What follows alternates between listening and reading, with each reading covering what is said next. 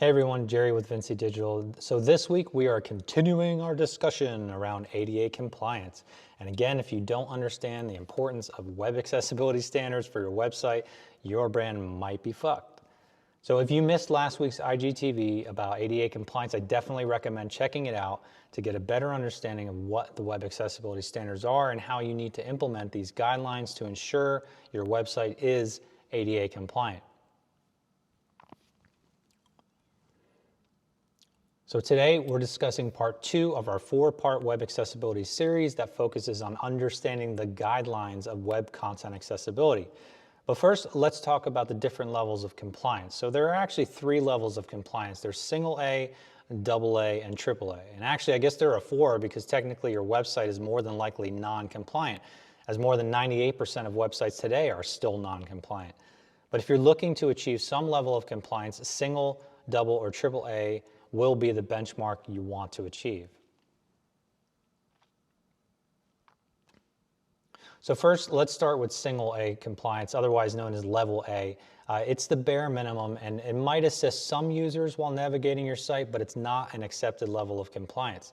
So this means that you still might be subject to fines or lawsuits if a user with some type of impairment or disability is unable to utilize the website in the same manner as a non-impaired user. The next level is double A or level AA compliance, and it's the acceptable level of accessibility that every website should try to achieve. So this means the majority of users, regardless of their physical limitations, will be able to utilize the website, including the use of assistive technology such as a screen reader. The last is AAA, and this is viewed as the gold standard of accessibility and has accommodated the needs of any user. So typically this is achieved by some government websites and organizations and websites that cater to specific groups that are more prone to physical impairments or disabilities that impact their web browsing capabilities.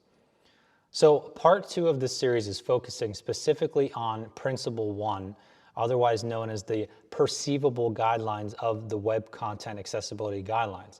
The goal of the Perceivable Guidelines is to make sure the information and the interface of your website are more presentable so all users can perceive or see and interact with these elements. So depending on the type of content or a user's specific disability, perception may involve 3 of our main senses, such as sight, hearing, and touch, sometimes also known as tactile. So again, with 98% of websites not meeting the compliance benchmark, there's bound to be significant room for improvement with your website. Perceivable guidelines focus on several key areas that improve accessibility and usability, which are things like text alternatives, time-based media, adaptable content, and distinguishable content.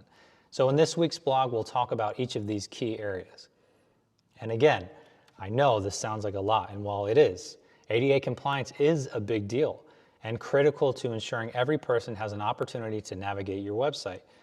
And it's just important that you maintain compliance to avoid any potential legal issues that could occur just from one single user having a bad experience on your website.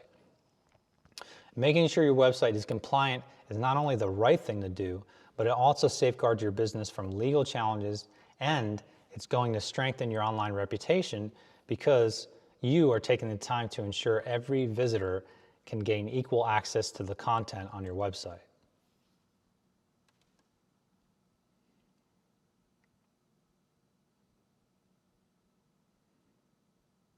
So make sure to head over to the blog on our website and check out part 1 and part 2 of our Web Content Accessibility Guidelines overview so you can get your website on the path to being ADA compliant. So thanks for watching, and I'll chat with you soon.